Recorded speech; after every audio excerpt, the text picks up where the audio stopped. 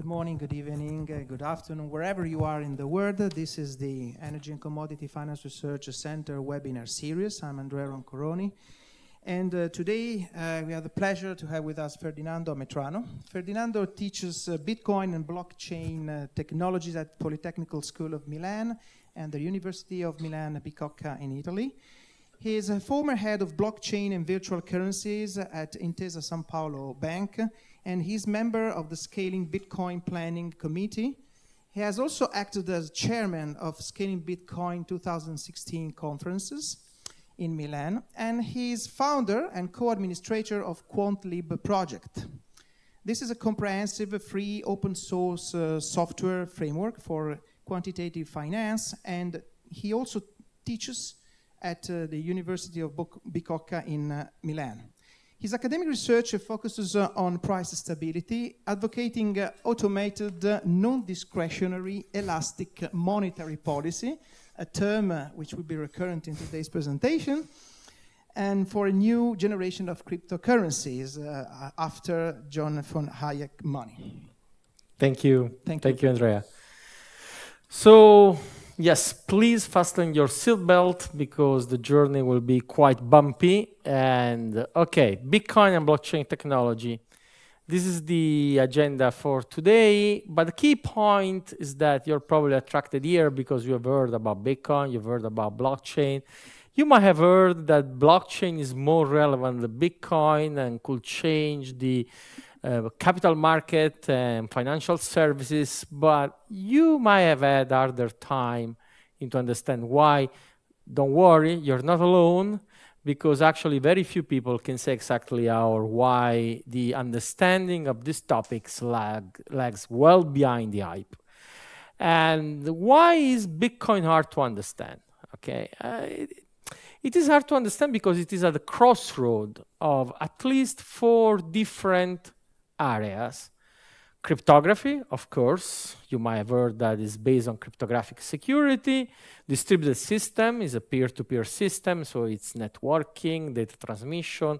But key ingredients are game theory and economic and monetary theory. And we will try in this introduction, to give an overview from all these point of views. This is not a technology. Okay, when people say blockchain technology, it's a chimera they're talking about. This is mostly a cultural paradigm shift instead. And I'm pretty confident that you will agree with me at the end of the presentation. Bitcoin, you might have heard of that. Probably you're familiar with the idea of decentralized digital currency, where the key point is not about being digital. I mean, euro and dollars are mostly digital these days, but the key point is about being decentralized. That is not backed by any government or organization, nonetheless able to allow instantaneous peer-to-peer transaction without the need for a trusted central counterparty, based only on cryptographic security and synergic economic incentive. One of the major takeaways of this introduction will be to clarify this point, synergic economic incentives. And so it represents efficient low-cost banking for everybody everywhere, and this is why most of the financial world is scared by Bitcoin. But now you're too young to remember that there was a world before digitization, you know? And once the mail was on paper and Wikipedia was not there, we had the Britannica Encyclopedia, and we were used to buy music and films in the form of CDs or tapes or physical instances of that. That is all gone, and we live in a digital world, and there is the expectation that the full financial and banking system could now shrink down and enter into our smartphones.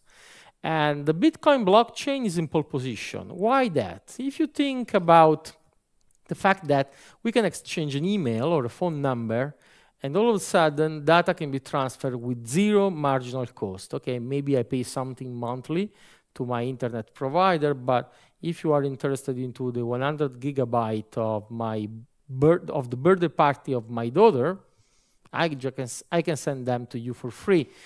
Instead, if I want to send you, let's say, 50 euros of my own wealth, to move those few bytes representing my own wealth, I can do that 9 to 5, Monday to Friday, 2 days settlement, and if it is cross-border, cross-currency, even more days of settlement, even more uncertainty. I mean, 10 years down the road, we will look back at this and it will all seem funny. The question is not really if, but who and when will gift humanity with an instantaneous, global, free, peer-to-peer payment network. And this was also kind of anticipated by Milton Friedman, the Economic Nobel Prize, which in 1999 says something like, the one thing that's missing that will soon be developed is a reliable e-cash. Please pay attention, that is not electronic money. E-cash is the ability on the electronic, in the digital realm, to transfer funds from A to B without A knowing B or B knowing A, okay? The same way as you use cash. Instead, if you want to use electronic money, A and B must know each other. You know, banks must perform that know your customer. And banks are not really innovating on that, not even central banks, for a reason that we can discuss later on, maybe during the question time. But the key point is that innovating on monetary engineering, on monetary innovation in general, is being carried by permissionless innovation, which is fast and effective. What I mean by permissionless innovation? I mean no central security mechanism, no barrier to enter, no editorial control, okay? You are familiar with that. I mean, email has not been designed by a consortium of postal agencies. Internet has not been designed by a consortium of telcos, okay? Why a decentralized transactional network should be designed by a consortium of banks? Well, if you ask me, I'm really puzzled by this idea. I don't think it will happen by a bank consortium. It will happen by permissionless innovation. But if you think about Bitcoin, there is one question that immediately raised to the top of all questions. What is money? I mean, if you're like me, hopefully you're smarter than me, you can reach your 40 years, you can be 40 years old and never ask that question. I mean, I've been working for 20 years on interest rate derivatives. I studied physics.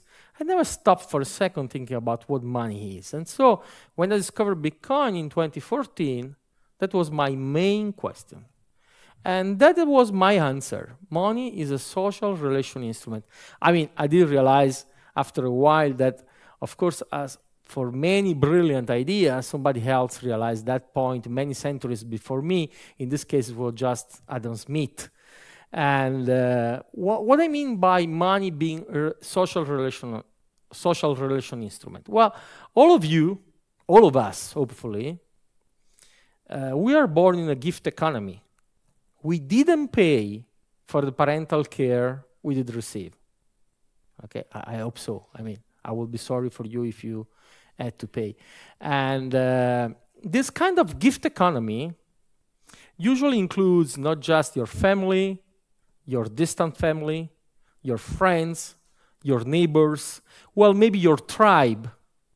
But as soon as it enlarges, an enlarged relationship circle requires exchange economy. Why that? Because you meet people you do not trust.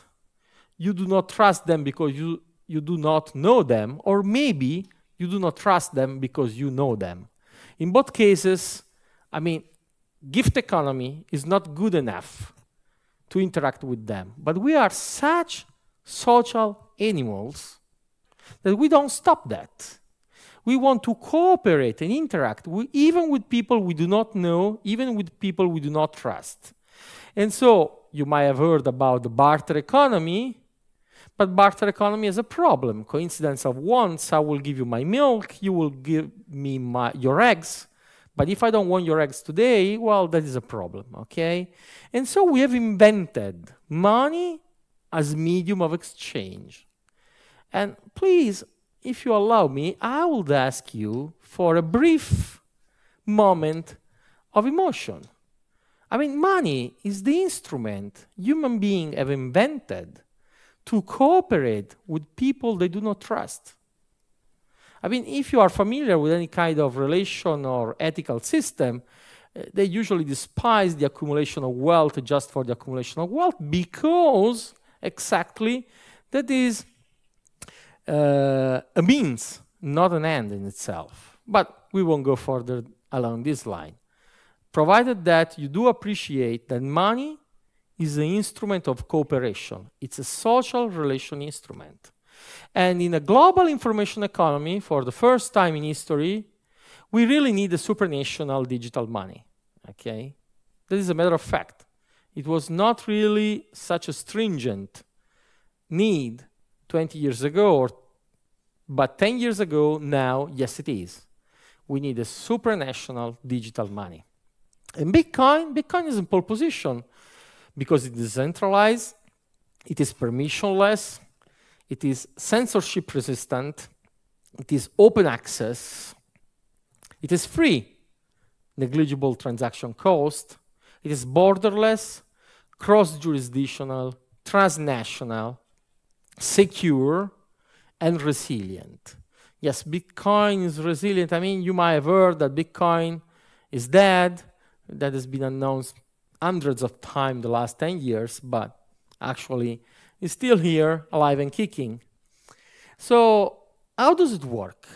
What makes Bitcoin special? Okay, let's try to focus on that for the next 10 minutes.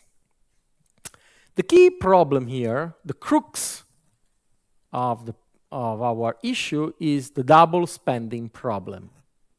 I mean, to securely transfer value using digital means is nothing new. I mean, we have wire transfers decades now, okay?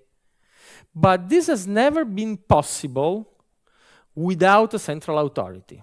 What I mean is, in a digital cash scheme, a single digital token, I mean, the artifact representing wealth, the digital artifact representing value, being digital, can be duplicated. So it can be transferred to Alice and can be transferred also to Bob. What is preventing me from sending a copy of a Word document of an MP3 to Alice, to Bob, and to keep a copy for me? No one. Seems like an impossible task. As a matter of fact, for the digital transfer of value, we always rely on a central authority.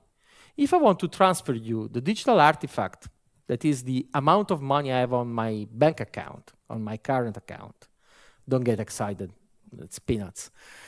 But if I transfer that to you, I cannot later transfer that to you too. Why that? Because my retail bank supervises the update of a ledger, and on that ledger is used to avoid me to spending twice the digital artifact representing my wealth, representing value. Without that central authority, nothing will be able or could be able to prevent what technically is called double spend. Now, this is a very hard problem, okay? How is it possible that Bitcoin has solved this problem without a central authority? I mean, this problem in computer science is known as Byzantine general problem. I mean, Byzantine generals, they have to decide if to attack or retreat from a siege. And they can only discuss, they can only talk using messengers. And if there is one general which is a traitor, they cannot reach consensus on their strategy. I mean, it's not hard to understand. The technical specification of this problem sounds like in an asynchronous network with one faulty or malicious node, consensus is proved to be impossible. But this is easy. Let's play with a logical variable, true, false.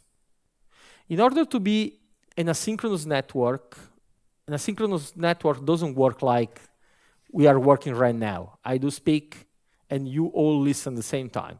Let's say that we can talk to each one on a one-by-one basis, okay? And I tell to this young fellow that the variable is true. Now, sorry for picking you up, but maybe it's faulty, it's deaf impaired. And so I say true, he has heard false. Or maybe he's a traitor. He wants to manipulate the consensus, and so he broadcasts further false instead of true. You can easily figure out that we can spend how much time we want, but we will never be sure to have reached distributed consensus, okay? So the technical result might appear very technical, but as a matter of fact, it's really straightforward and clear. And so how does Bitcoin reach distributed consensus on the transaction ledger? Because when value is involved, you can take it for granted that network nodes will be actively manipulating communication in order to gain economic advantage. Okay? Well, this Byzantine general's problem is solved in Bitcoin through that activity known as mining. I mean, all network nodes, they do validate all transactions. Okay? All nodes validates all transactions. But those special nodes also providing the computational power for the clearing and settlement of transaction, that is for the finalization of transaction, those nodes are called miners, okay? Well, miners compete among themselves in order to be the first one to finalize a block of transaction. Yes, Bitcoin transactions are not finalized one by one, but they are finalized in blocks, okay? And the one providing the proof of the work he has done to finalize a block of transaction is rewarded with the issuance of new Bitcoin in a very special transaction, which is called coin-based transaction, that goes inside that block, okay? So if you look at a block of transaction like a sheet of your ledger that you append at the end of the ledger, it's like the one finalizing the sheet is able to write on the first row a given amount of Bitcoin are minted just out of nothing, and they go as reward to the node that has finalized a new transaction block. So miners, actually, they do solve the double spending problem, because if they will validate, let's say that the winner, the miner that has won the race and has provided the proof of work of finalizing a block, let's say that that miner has included an invalid transaction, like a double spending attempt. Okay? Well, in that case, the block will be deemed as invalid by all network nodes, because a block containing an invalid transaction is invalid. And so will be just trashed away. In trashing away an invalid block, also the Coinbase transaction, the reward transaction for the miner, will be trashed away. It will disappear as if it never existed. And so the miner would have wasted his work. So if you're with me, the miner has an economic incentive to be honest. And this is the game theory economic incentive part I was telling you before, which is a crucial ingredient to allow Satoshi Nakamoto, the inventor of Bitcoin, to solve a problem that for computer science was completely unsolvable, and reaching what is called Bitcoin distributed consensus. Of course, I mean, Satoshi Nakamoto cannot really solve a problem which has proved to be unsolvable. But that problem has been proved to be unsolvable by computer science. Satoshi Nakamoto has a trick up his sleeve. He used game theory economic incentive to reach a consensus which, please note, it's not deterministic. A Bitcoin transaction is never 100% finalized. But it is statistically finalized. that is, with an exponential increase, it reached 99.99999. And when you have an half 9, you know, the difference between an asymptotic 100% that can never be reached and an actual 100% is completely negligible from practical point of view. So Satoshi Nakamoto reached practical, Byzantine, fault-tolerant consensus. So even if there are agents actively manipulating communication in order to gain some advantage, some economic advantage, as long as 51% of the computational power of the network is honest, they cannot mess up with the distributed consensus. Okay? So double spending problem is solved without a central counterparty, and Bitcoin can resist the attack of malicious agents because miners are compensated for their proof of work using seigniorage revenues. I mean, that huge amount of money that originates from the ability of minting money, of printing money out of nothing, that huge amount of wealth that in the history, the emperor, the king, the state, the central banker has advocated to himself, well, in the case of the Bitcoin network, is kind of socialized to cover for the network cost, or more technically, to cover for the distributed consensus necessary to the network, for the network to work.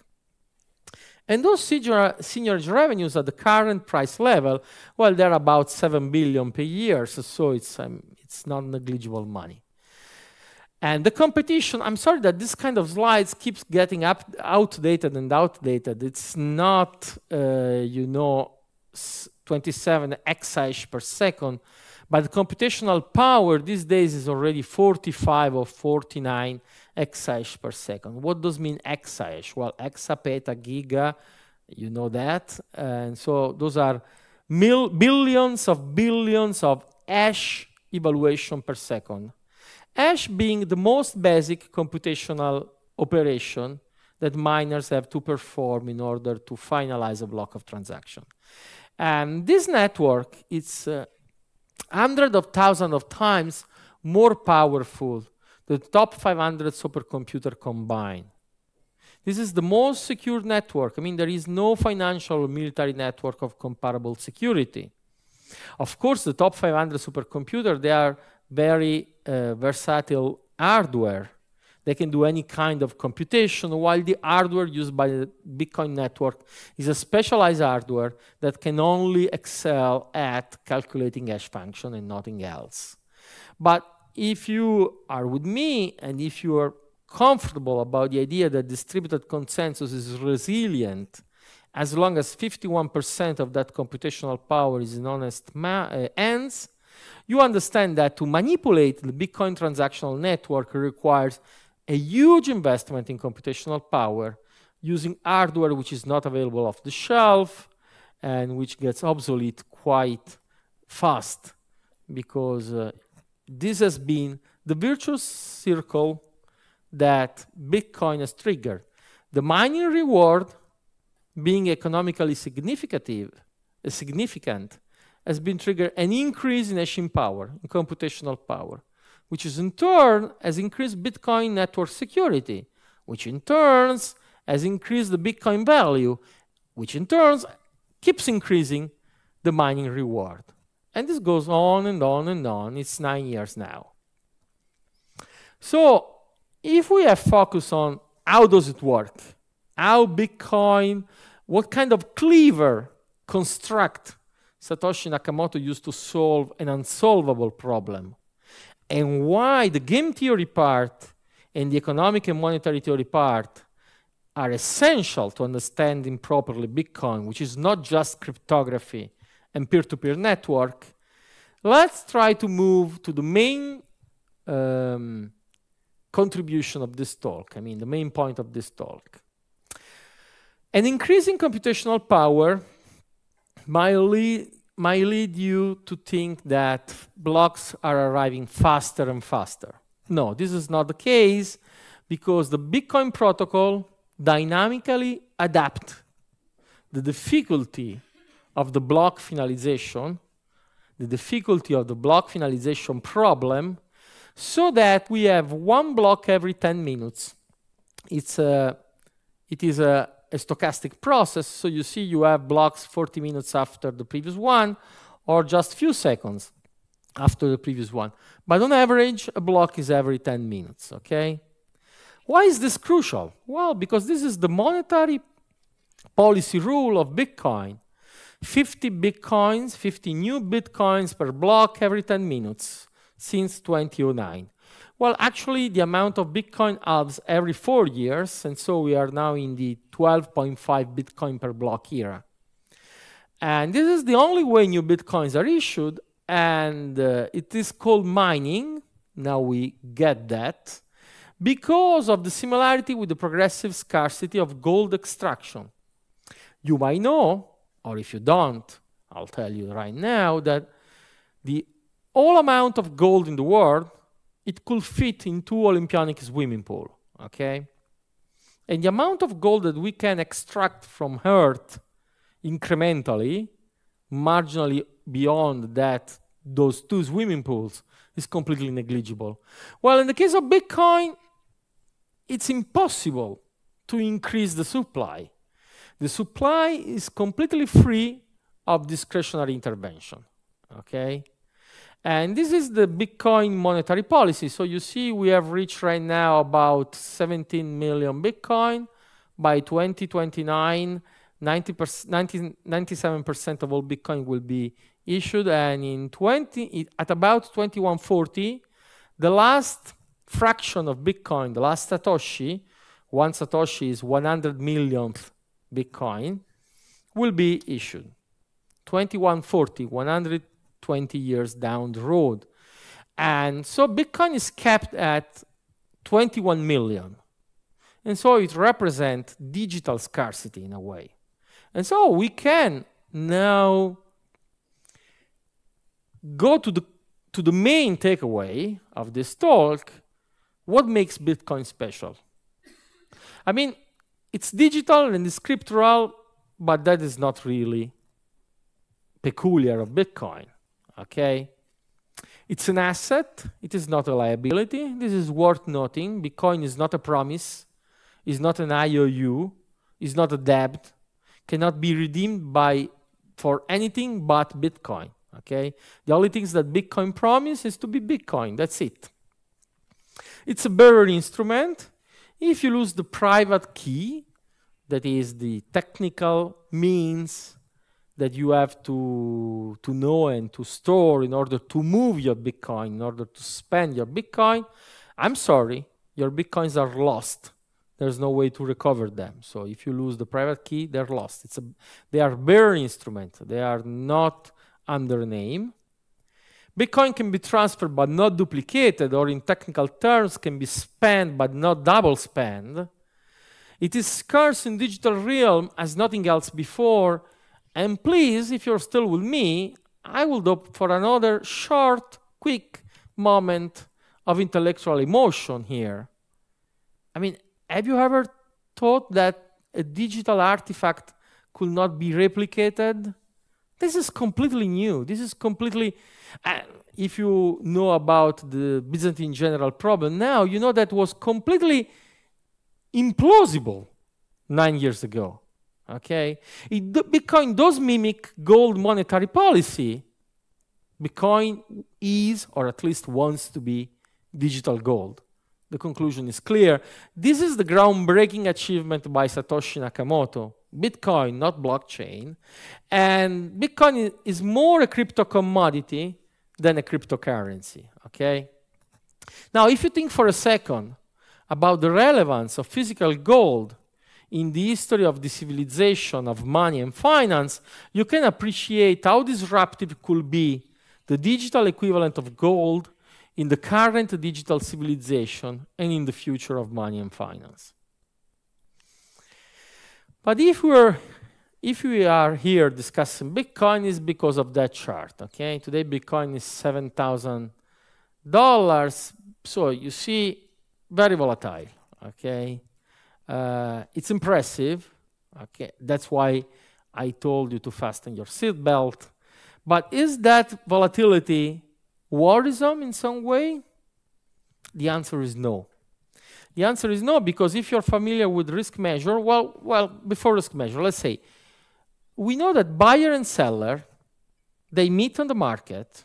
That is the price dynamic, is the process of discovering the fair value of an asset. Now, if the asset is so new, so controversial, so disruptive as Bitcoin is, of course, assessing its fair price, it's a controversial, confused, volatile process. There's nothing strange about that. On the other hand, it will be impossible to have returns in the order of 10,000 times in 7 years without experiencing proportional high risks. And if you can read that matrix, you see that the volatility of Bitcoin is order of magnitude higher than any other asset class like gold, industrial metals, or stock indices. Okay, and the really scary number is the one in the lower left corner. It's the so-called worst absolute drawdown. Means that peak to valley, Bitcoin has been able to lose 93% of its value. Okay, so the takeaway is invest in Bitcoin, that small amount of your asset under management, which you can afford to lose. I mean, this is an experiment. But the good news is that if you measure the correlation of Bitcoin with those other asset classes, you discover the correlation is 0. Now, I often explain to my students that correlation is not always reliable. I mean, there is a strong positive correlation between the amount of earth on my head and the millimeters of rain in the Sahara Desert. But there is no causation between the two effects. You can measure correlation, but correlation might not mean nothing. But if you measure the absence of correlation, correlation is 0, well, that is quite revealing. Why that? Well, because this means that Bitcoin has a huge diversification power into an asset allocation. And so let's try to do some light-hearted assessment of the Bitcoin potential upside. You know that assets under management worldwide are approaching 100 trillion. Let's assume that in the next few years, the 2% invest in Bitcoin. Bitcoin reaching an overall capitalization of 2 trillion will mean roughly that one Bitcoin should price at $100,000. Okay? Now, if Bitcoin is digital gold, and I want to stress if, because I mean, concerns are legitimate. This is an experiment. The Bitcoin experiment might prove unsustainable in time. This is not my opinion, but intellectual honesty requires for us to say if it is digital gold. Well, if it is digital gold, it's much better than physical gold because it's lighter, safer, can be transmitted in a secure, fast way with negligible cost. And gold capitalization is 8 trillion. If ever Bitcoin reached 8 trillion capitalization, that will be $400,000 per Bitcoin. The technological inclined among you might be familiar with Metcalfe laws of networks. Metcalfe say that a network is worth proportional to the square of nodes. I mean, if I'm the only one with the phone network is worth 0. If we are 2, the phone network is worth 4. If we are 3, the phone network is worth 9, okay? Current estimates say that about 50 million investors have invested in Bitcoin. If you forecast that number to 350 million investors, which is a relevant number but not a huge number worldwide, you will have a factor of 50. And so Bitcoin should almost reach 400,000, 500,000 Bitcoin. 100,000, 400,000, 500,000. I'm not selling Bitcoin to you. I'm only saying that if Bitcoin is digital gold, is usually underevaluated, underappreciated right now, okay? But gold, you might know that, is not loved at all. I mean, 1933, the possession of gold was forbidden. You know where? In the democratic country of United States. Yes, in 1933, the possession of physical gold in the United States was forbidden, okay? 1966, you will read on yourself what a young Greenspan was saying about gold being a protector of property rights, okay? And why nations and statists always have fought against gold. 1972, you know that Bretton Woods, all currencies had fixed exchange rate with the US dollar. No currency could be exchanged in gold anymore, but the dollar. Just the dollar in foreign hands outside the United States. I mean, but being redeemable in gold, even if there was not enough gold to redeem all the dollars outside, was a huge limit to this discretionary monetary policy. And so Richard Nixon, 1972, declared that the US dollar was not redeemable anymore in gold.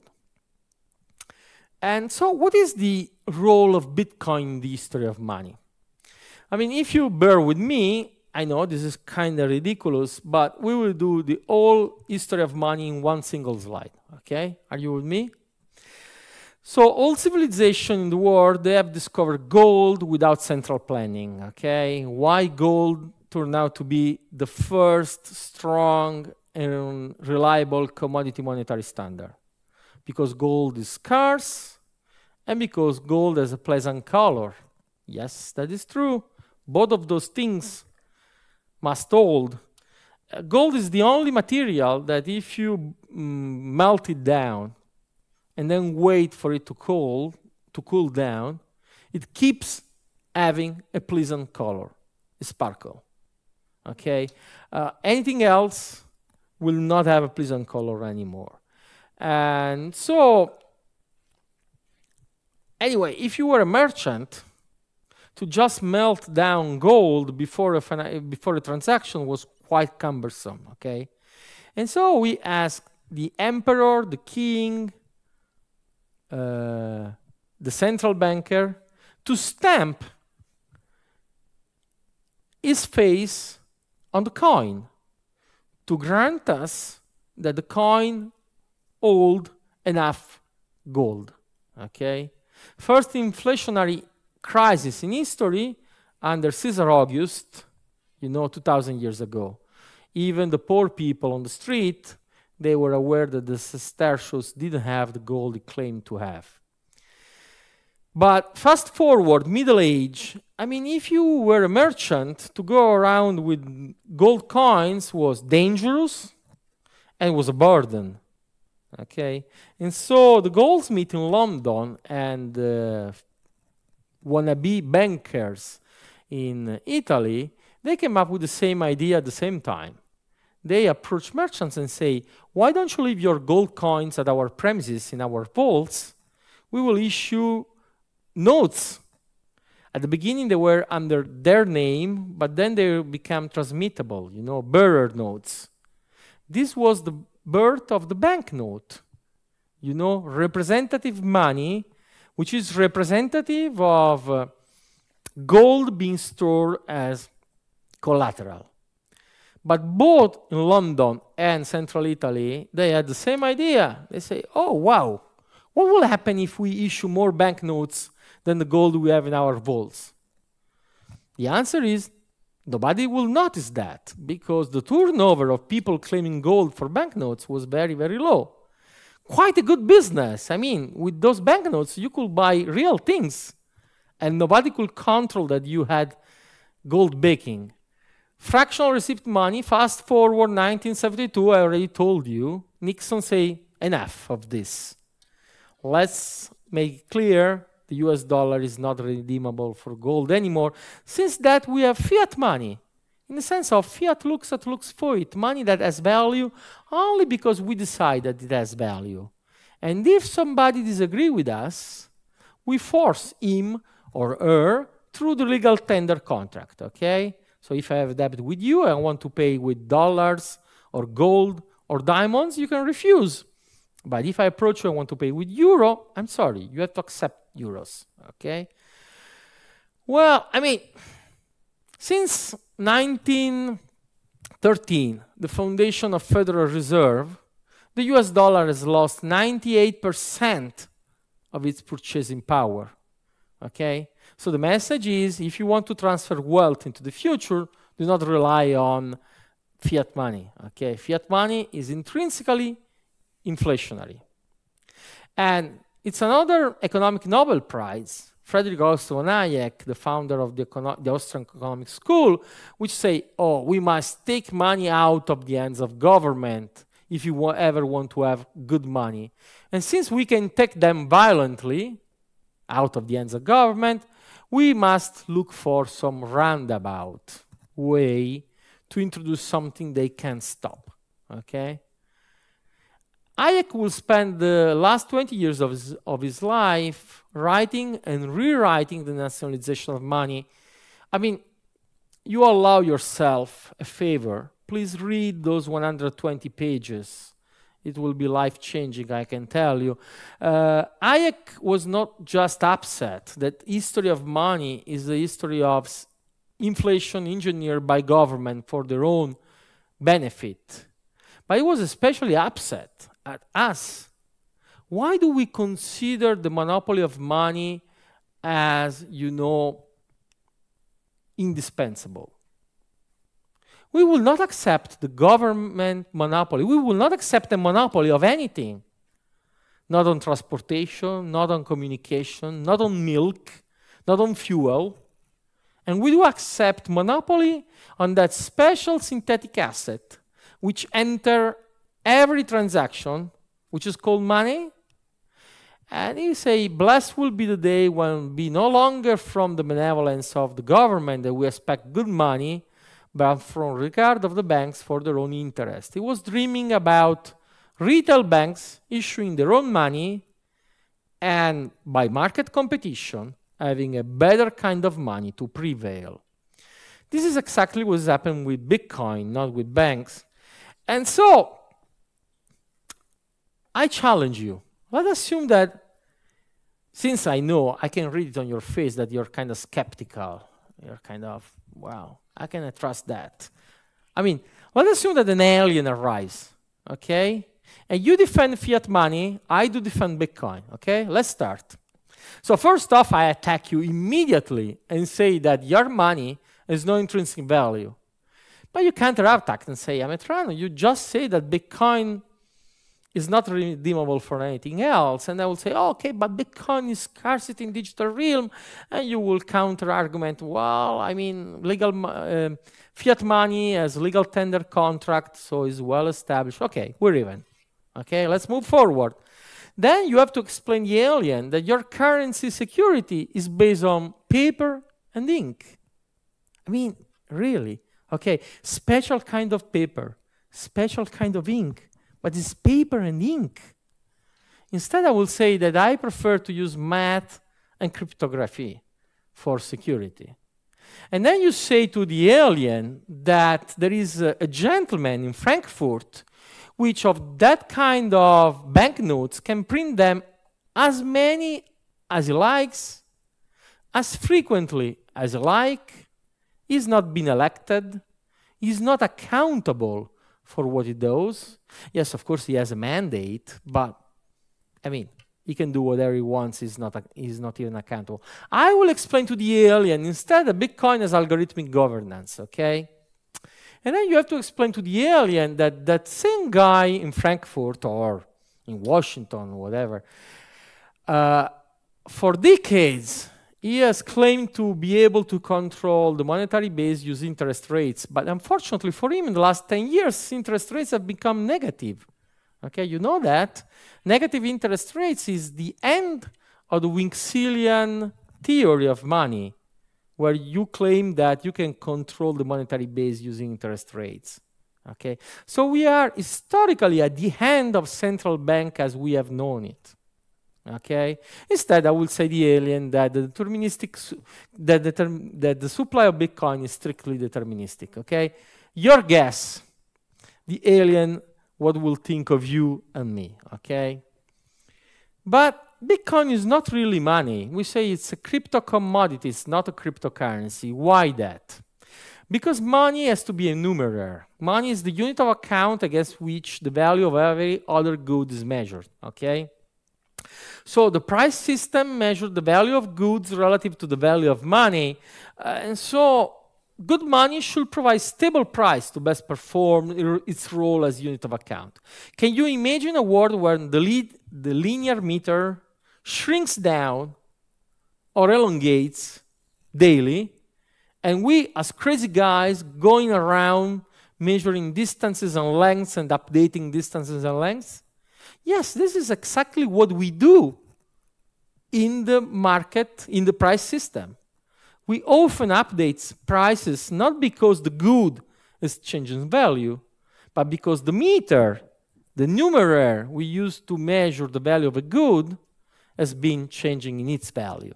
Okay? So money has to provide three main functions: medium of exchange, store of value. Please note that I removed constant value. It's not store of constant value. It is store of value and unit of account.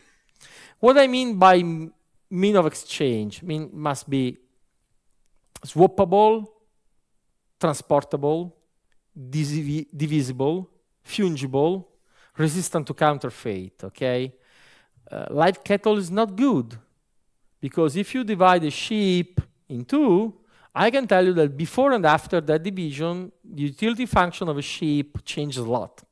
Okay, the same can be said of the diamonds. If you divide a diamond in two, the two parts are not worth as the unit they came from. Okay, Bitcoin is the greatest medium of exchange we have ever seen.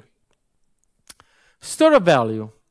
What I mean by store of value means that money must be reliably saved, stored, and retrieved, retaining usefulness over time with low preservation cost and must be not perishable. I mean, if I take a 100 euro note and I put it into a drawer, if I open that drawer 20 years later, the banknote would have been a good store of value because it did not evaporate, it didn't die, you know, it didn't just dissipate away, it's still there. But please note that the banknote has been a good store of value, not store of constant value, because the constantness of its value would depend on that Frankfurt gentleman, you know, that we have been talking about. And so, live cattle is not good store of value. Cattle dies, okay? Diamonds, well, diamonds, you know that. Diamonds are forever, so good store of value. Bitcoin, well, to me it's 5-star, but people say, oh, it will be cracked someday. Let's avoid to go into details that is not crackable per se, but okay, let's remove a star. The problem for Bitcoin arises with unit of account, because appreciating so much means that the prices expressed in Bitcoin has been dramatically falling down, okay? Well, I mean, fiat currency, fiat money is not good in unit of account. You have seen the US dollar losing 96%, 98% in slightly over 1 century. And if you ask me, deflationary is better than inflationary, but many economic professors will teach you that the small inflation is good. They will not really explain why the target is not 0% inflation, but I can tell you, 2% inflation is good for public debt, because public debt shrinks in value, and public saving and our private savings shrinks in value. So it's an hidden form of taxation. And if you study taxation, you will learn that taxation must be as disguised as possible, okay? But, well, okay, for different opposite reasons, fiat currency is inflationary. Bitcoin is deflationary. Both are not good unit of account. Okay, you can claim the dollar in the last 20 years, the euro in the last 20 years, and the Swiss franc and the British pound in the last 20 years, they've been good. Okay, 4 stars to fiat currencies in the last 20 years, okay? You know what is the average lifetime of a fiat currency? 18 years, okay? On average, a fiat currency dies every 18 years. You know how old is the euro? Okay, that is for another time. So Bitcoin is not a good unit of account because Bitcoin is digital gold. So if you take a look at this, where April 2011, Bitcoin reached parity with US dollar. 3 years later, whatever you were able to buy 3 years before with $1, you could buy with $1.06. Very good work by the Fed. 2% inflation per annum in 3 years. Bitcoin went from $1 to $500, so the price shrink down to hundreds, less than 100 of Bitcoin, okay? So if you were an investor, you were happy, but this means that you cannot have salaries denominated in Bitcoin, no mortgages, no stable purchasing power, no forward prices, okay? So successful at getting rid of a centralized monetary authority, Bitcoin has given up the flexibility of an elastic supply of money, okay? But Bitcoin doesn't want to be money. Bitcoin has to be compared with gold.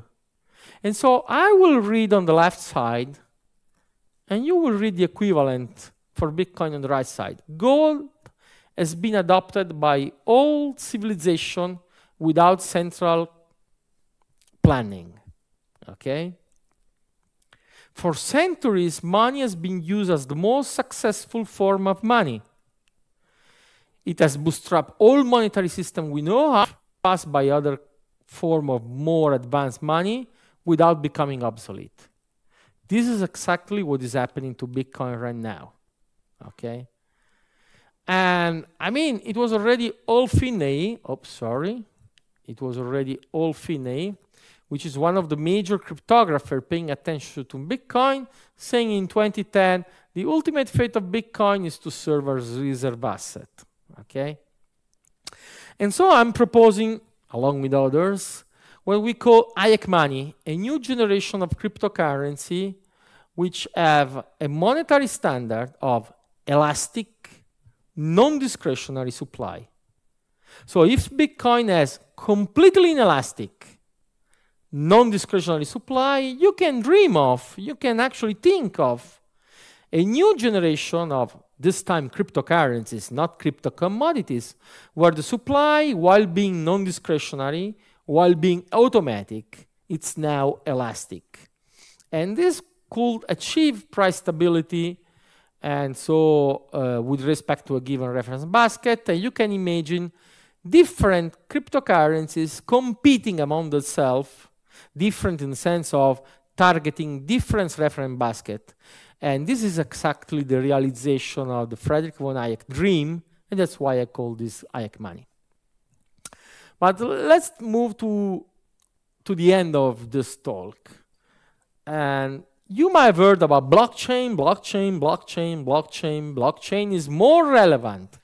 Blockchain, not Bitcoin, will prove revolutionary in finance, was declared by The Economist in the October 2015. Really?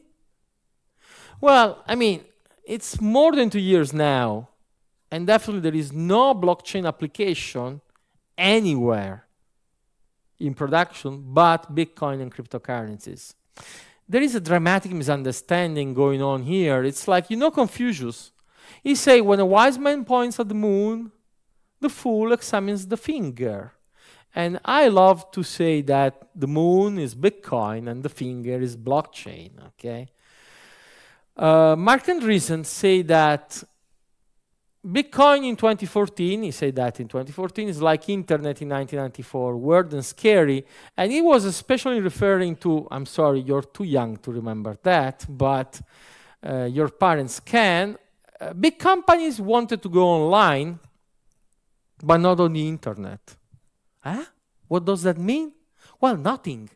But at the time, you know, that was the walled garden model, the control access to web content and services, which was promoted by CompuServe, AOL, and to a certain degree even by Microsoft with its MSN network, you know. Corporate wanted to go online, but not in the wild, unregulated internet populated by anonymous agents. I mean,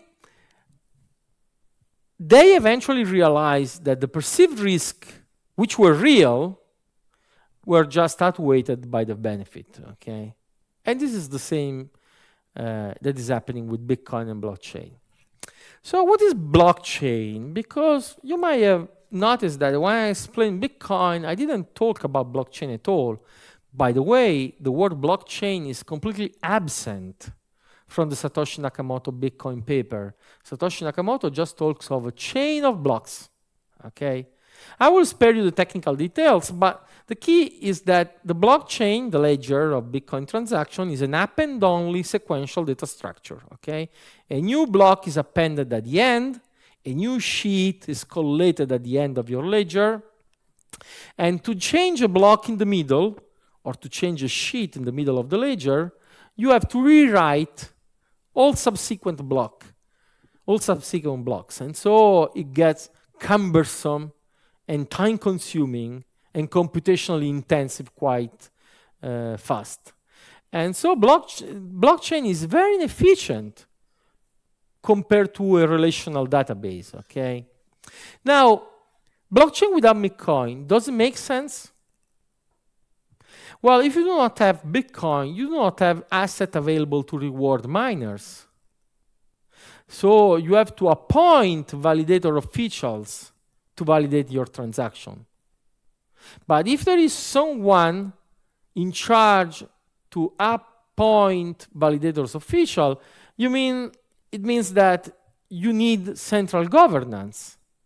But if you have central governance, why should those validators use a blockchain, a subpar data structure, instead of a regular relational database? This question is still unanswered by all the proponents of the so-called blockchain hype, okay?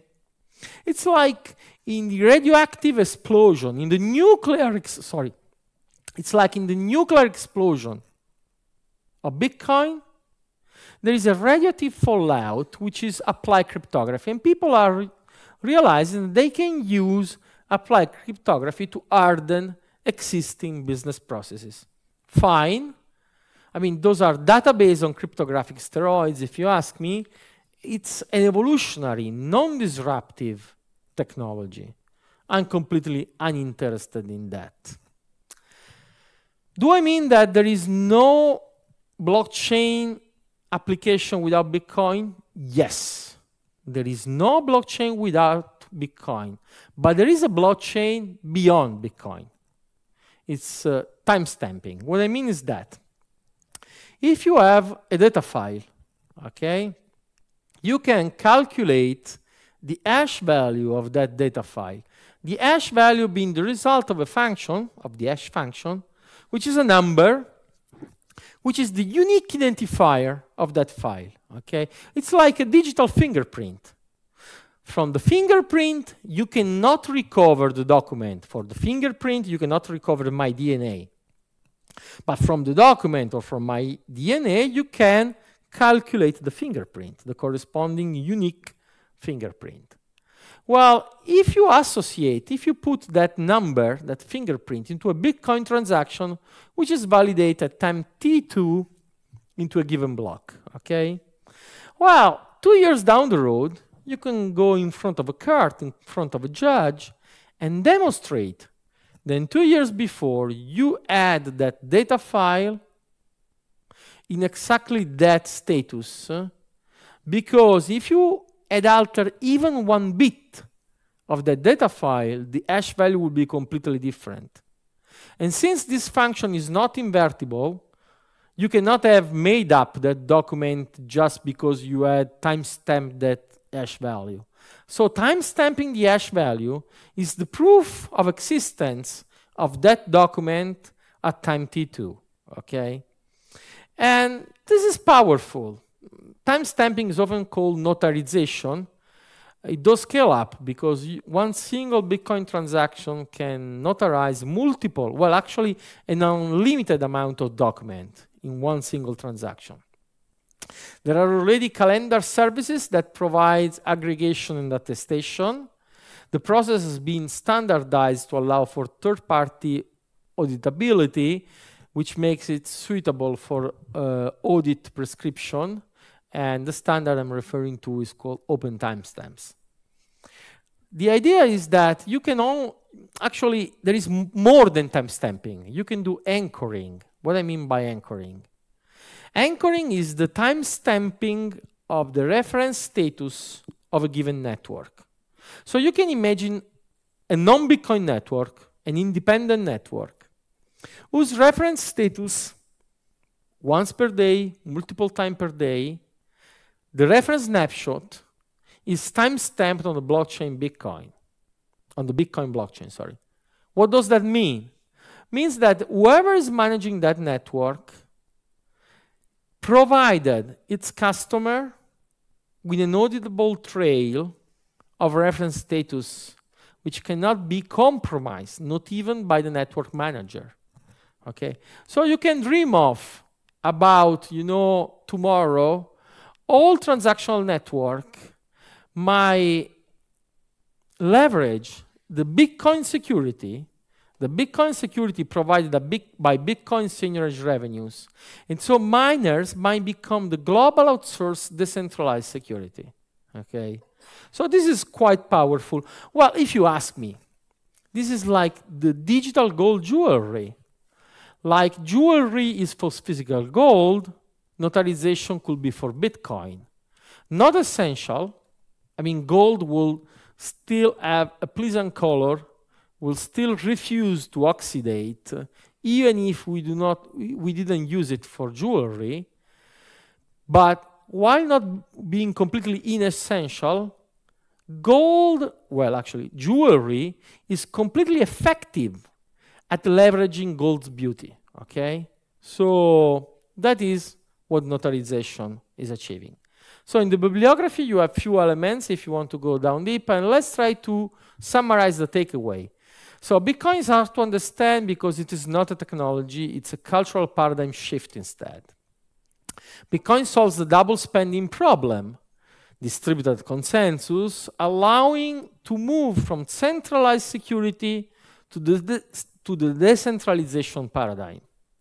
Bitcoin is digital gold, and as such, could be as relevant as physical gold in the history of our civilization and money and finance, and has a huge potential as diversification in asset management and a huge potential upside as far as price is concerned. Bitcoin is already bootstrapping new monetary systems. There is no blockchain without Bitcoin, but there is a blockchain beyond Bitcoin, notarization, and anchoring. Thank you very much for your attention. I'm available for your questions.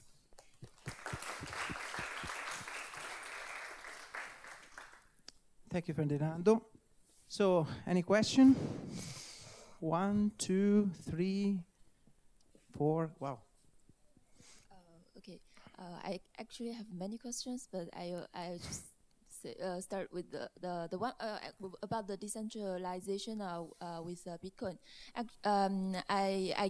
I actually read a lot about blockchain and everything, so I get the idea of the decentralization, but actually in reality, the mining machines of Bitcoin and also all the exchanges, that they are all centralized. I mean, the mining power, they are really centralized in the hands of a few companies, and also exchange happens only on a few large exchange platforms. So I think it's not as decentralized as it could be theoretically? Yes, those are actually two questions, exchange and mining. When it comes to exchange, I have no problem about the centralization of trades on a given exchange. I mean, even on open protocols, can allow for centralized services.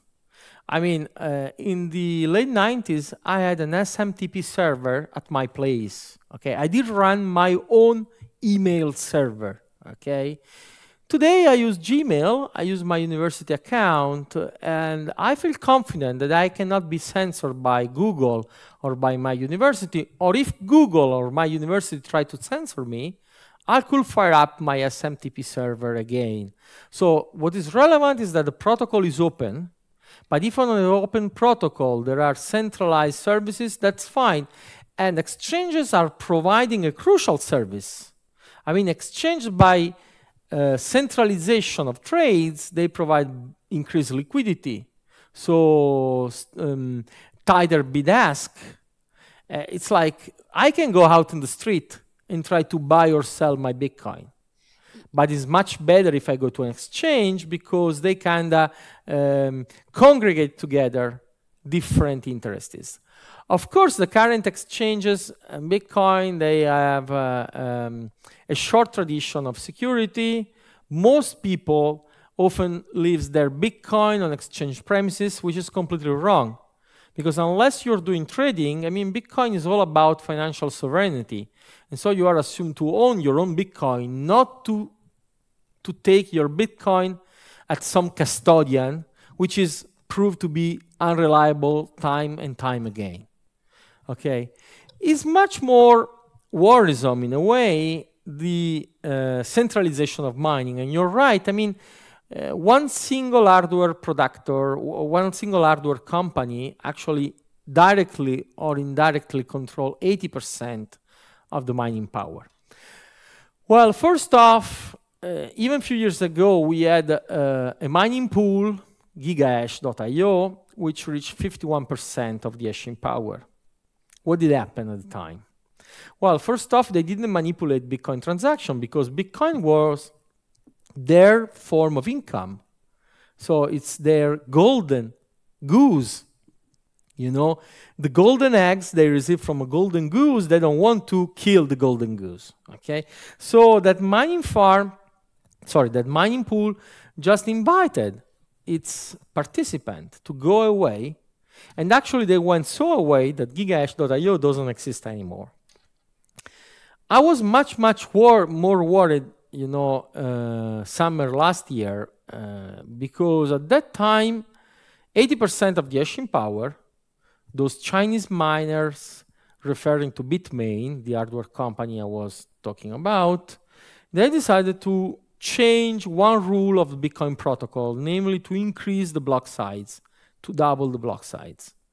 And I was really worried because at that time it was like, wow, if someone can prove that he can alter the protocol rules against my will, because I was opposing that decision, and most of the community was opposing that decision, that would have been a very, very bad evidence.